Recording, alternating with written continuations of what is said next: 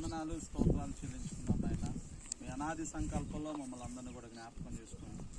ఇప్పటివరకు సజీవ లెక్కలో ఉంచినైనా మరణ పడకల మీద నుంచి లేవనెత్తినైనా మంచి ఆరోగ్యాన్ని ఇచ్చి మరి ఈ సాయంత్రకాల సమయంలో మేమందరం కూడా మరి మా ఆత్మీయురాలు మరి విజయమేరి గారిని బట్టి ప్రార్థన చేస్తున్నాం. ఆయా 2 సార్లు హాస్పిటల్ నుంచి కూడా నేను క్షేమంగా తన ఇంటికి చేర్చి ఈరోజు నేను మారు మనసు పొందాలి, నా ప్రభువాన్ని సొంత రక్షకుడిగా అంగీకరించాలని ఒక దృఢ నిశ్చయంతోనైనా ఈరోజు తన పాపాలను ఒప్పుకొని నాయన క్రీస్తు ప్రభు యొక్క శరీర రక్త మాంసాలు నాయన పాలుభాగస్తులు అవడానికి నిర్ణయించుకుని నాయన మరి నాయన తన పాపాలను నాయన ఒప్పుకోవడానికి బాప్తీసం తీసుకోవడానికి మీరు చూపించిన కృపకై మీకు వందనాలు స్తోత్రాలు చెల్లిస్తున్నాను. అయ్యా తన నిత్య జీవితానికి నాయన వారసులుగా అవడానికి ఒక గొప్ప అవకాశాన్ని తనకి ఇచ్చినందుకు మీకు వందనాలు స్తోత్రాలు చెల్లిస్తున్నాను.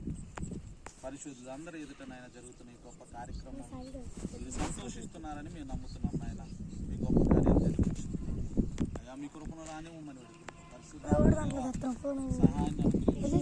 పరిశుద్ధాత్మదేవ ఈ కార్యక్రమం అంతట్లో సహాయం దయచి ప్రార్థన నీకు మా ప్రభుని క్రీస్తు ద్వారా అడిగి పెట్టుకుని ప్రార్థిస్తున్నాను.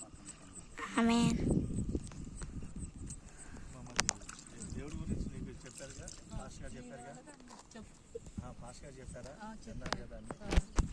యేసుక్రీస్తు ప్రభు ఉన్నాడు నమ్ముతున్నారా? మరి తండ్రి అయిన దేవుడు ఉన్నాడు నమ్ముతున్నారా? అలాగే మరి పరిశుద్ధాత్మ దేవుడు ఉన్నాడని నమ్ముతున్నారా?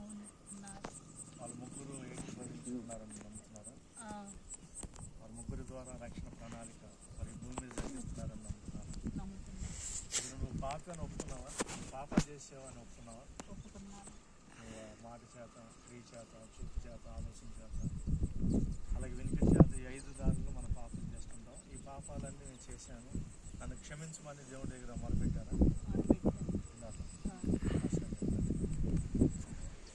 మరి మీరు ఆల్రెడీ దేవుడి దగ్గర ఎప్పుడైతే మరి నేను పాపిని, నా పాపాలు క్షమించు అని ఎప్పుడైతే అడిగారో అప్పుడే నీకు పాప క్షమాపణ జరిగింది.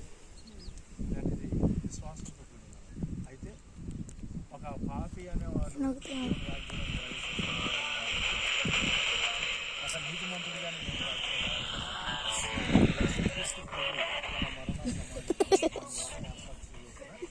మార్గం లోపం నుంచి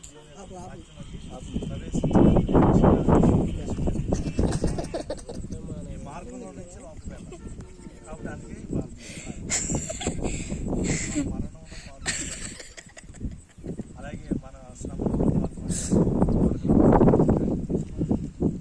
మన సమాధి, మన మరణం ఆయన తీసుకొని ఆయన పునరుద్ధానుడే లేచాడు. కాబట్టి మనం కూడా ఆయన మరణంలో, ఆయన సమాధిలో, ఆయన పునరుద్ధానంలో పాల్గొనడానికి సాదృశ్యం అన్నమాట. ఈ సాదృశ్యంలో పాల్గొన్న వాడే రేపొద్దున ఒరిజినల్గా యేసుక్రీస్తు ప్రభు వచ్చినప్పుడు, లేకపోతే మనం చనిపోయి సంఘంలో లేకపోయినప్పుడు లేస్తాం అన్నమాట. ఇందులో లేకపోతే యేసుక్రీస్తు ప్రభు వచ్చినప్పుడు ఆరోగ్యం తప్ప ఇంకేముండదు. లక్ష్మణ్ గారు అది బాగా ఇవే. ఎందుకంటే క్రీస్తు ప్రభు వచ్చారంటే లేదా ఒకసారి మన ప్రాణం పోయిందంటే మన పాపాలు క్షమాపణ లేవు. క్రీస్తు ప్రభుని మనం ఏదో పనిచేసే కాదు. ఎందుకంటే ఎప్పుడైతే ఆయన మన మరణంలో పాల్పొందారో అది మనం ఆయన మరణంలో పాల్పొందలేదు. మన మరణంలోకి వెళ్తున్నాం. ఆయన క్రీస్తు ప్రభు ఎలాగే తిరిగి లేచాడో అలాగే లేపబడ్డప్పుడు మనం పరిశుద్ధులుగా, నీతిమంతులుగా, దేవుని కుమారులుగా, కుమార్తెగా మరి ఎంచబడి ఆయన రాజ్యంలోకి ప్రవేశిస్తాం. అక్కడి నుంచి దేవుని యొక్క రాజ్య వారసులుగా ఆయన వారసత్వం చేసుకున్న కూడా నీతిమంతులు బ్రతుకుతాం. అందుకోసమే పాపిస్తాం. కాబట్టి నీ పాపాల కోసం యేసుక్రీస్తు ప్రభు చనిపోయాడని నమ్ముతున్నారా? ఆయన నీ కోసం రక్తం కార్చి ఆ రక్తం ద్వారా నీ పాపాలు క్షమాపణ